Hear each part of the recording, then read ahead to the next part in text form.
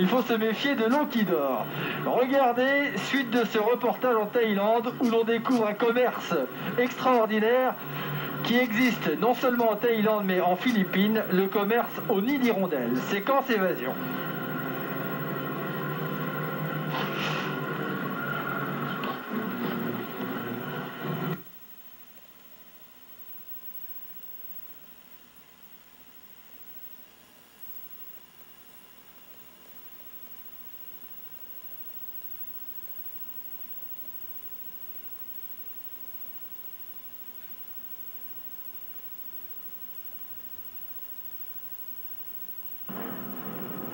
Entre poste de la Baleine et Radisson, dernière étape de l'Arikana, poste de la Baleine où s'arrêtait le territoire des Indiens Cris, le territoire des hommes des bois, des chasseurs de caribous, pour laisser la place au territoire des Inuits, les hommes de la mer, les pêcheurs de beluga, d'où le nom d'ailleurs de poste de la Baleine.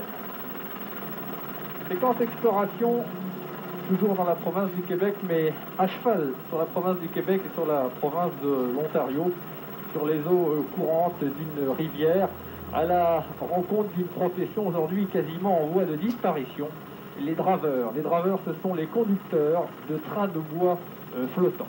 Exploration pour donc une des facettes de ce Canada insolite, exceptionnel, le Canada du hors du temps et du bout du monde.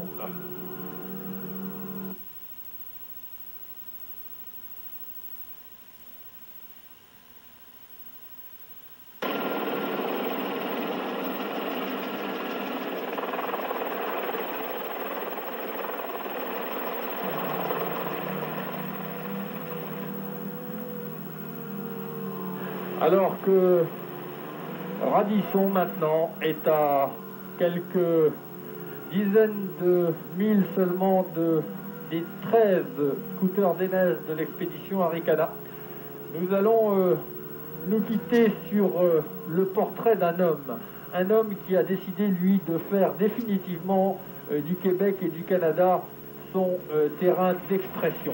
Il a toujours rêvé de vivre dans ces contrées sauvages, rudes et solitaires. C'est là qu'il a trouvé son identité et sans doute sa vraie nature. Cet homme, c'est un athlète, un sportif, un aventurier avec un A majuscule.